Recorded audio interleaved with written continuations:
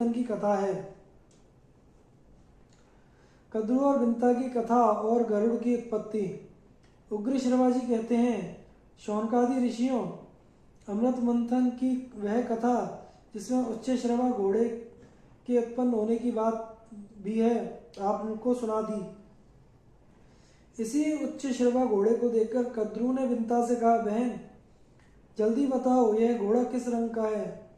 बिंता ने कहा, बहन यह अश्वराज श्वेत वर्ण का है, तुम इसे किस रंग का समझती हो। कद्रू ने कहा, अवश्य ही इस घोड़े का रंग सफेद है, परंतु पूंछ काली है। आओ हम दोनों इस विषय में बाजी लगावें। यदि तुम्हारी बात ठीक हो तो मैं तुम्हारी दासी रहूं, और मेरी बात ठीक हो तो तुम मेरी दासी रहना।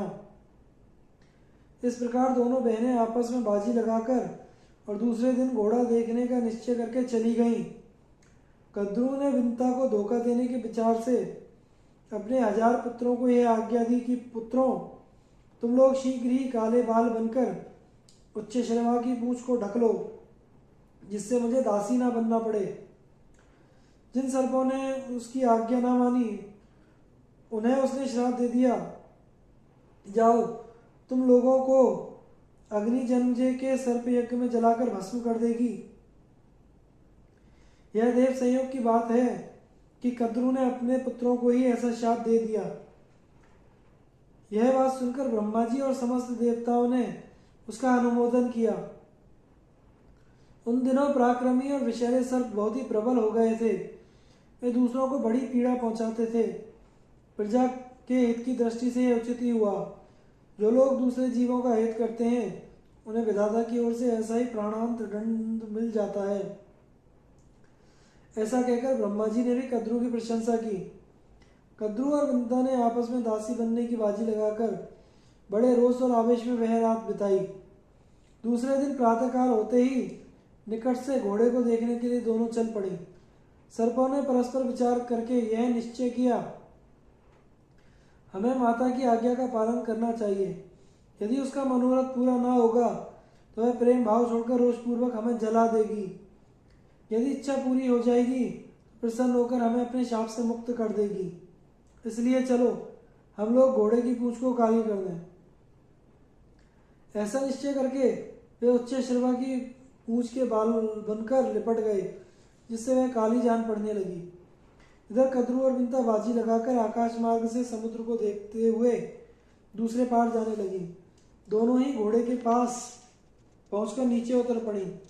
उन्होंने देखा कि घोड़े का सारा शरीर तो चंद्रमा के किरणों के समान उज्जवल है, परंतु पूंछ काली है। यह देखकर बिंता उदास हो गई। कद्रू ने उसे अपनी दासी बना लिया। समय पूरा होने पर महातेजस्वी गरुड़ माता की सहायता के बिना की अंडा फोड़कर उससे बाहर निकल आए। उनके तेज से दिशाएं प्रकाशित हो गईं। उनकी शक्ति, गति, दीप्ति और वृद्धि विलक्षण थी।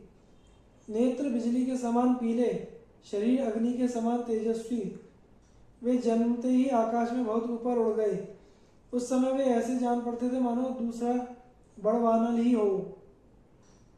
देवताओं ने समझा अग्निदेव ही इस रूप में बढ़ रहे हैं। उन्होंने विश्वरूप अग्नि की शरण में जाकर प्रणाम पूर्वक कहा, अग्निदेव आप अपना शरीर मत बढ़ाइए। क्या आप हमें भस्म कर डालना चाहते हैं?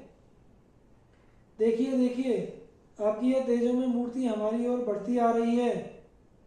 अग्नि ने कहा, देवगण यह मेरी मूर्ति नहीं है, यह बिंता नंदन परम तेजस्वी पक्षीराज गरुड़ हैं।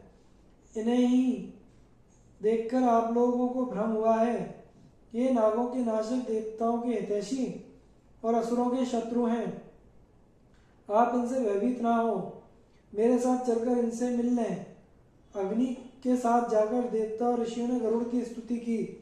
देवताओं और ऋषियों की स्तुति सुनकर गरुड़ जी ने कहा, मेरे भयंकर शरीर को देखकर लोग घबरा गए थे। वे अब भयभीत ना हो, मैं अपने शरीर को छोटा और तेज को कम कर लेता हूं। सब लोग प्रसन्नता पूर्वक लौट गए। एक दिन विनीत बिंता अपने पुत्र के पास बैठी हुई थी।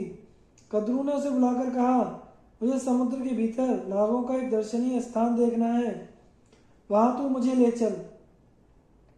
अब बिंता ने कद्रू को और गरुड़ जी ने माता की आज्ञा से सर्पों को अपने कंधों पर बिठा लिया और उनके अभिष्ट स्थान पर चले गए। गरुड़ जी बहुत ऊपर सूर्य के निकट से चल रहे थे। तीक्ष्ण गर्मी के कारण सर्प बेहोश हो गए। कद्रू ने इंद्र की प्रार्थना करके सारे आकाश को मेघ मंडल से आच्छादित करा दिया। वर्षा हुई, सर्प सुखी हो गए। उन्होंने अभिष्ट स्थान पर पहुंचकर लवण सागर, मनोहर वन आदि देखा, यथेक्ष विहार किया और खूब खेल कूद कर गरुड़ से कहा, तुमने तो आकाश में उड़ते समय बहुत से सुंदर सुंदर द्वीप देखे होंगे, अब हमें और किसी द्वीप में ले चलो। गरुड़ चिंता में पड़ गए। उन्होंने सोच विचार कर अपनी माता से पूछा, माँ, मुझे सर्पों की आज्ञा का पालन क्यों करना चाहिए? बिंता ने कहा, बेटा, इन सर्पों के छल से मैं बाजी हार गई और दुर्भाग्यवश अपनी सौत कद्रू की दासी हो गई। अपनी माता के दुख से गरुड़ भी बड़े दुखी हुए। उन्होंने सर्पों से कहा, सर्पगण, ठीक ठीक बताओ, मैं तुम्हें कौन सी वस्तु ला दूं, किस बात का पता लगा दूं और तुम लोगों का कौन सा उपकार कर दूं जिससे मैं और मेरी माता दासत्व से मुक्त हो जाएं। सर्पों ने कहा, गरुड़, तुम अपने पराक्रम से हमारे लिए अमृत ला दो तो हम तुम्हें और तुम्हारी माता को दासत्व से मुक्त कर देंगे।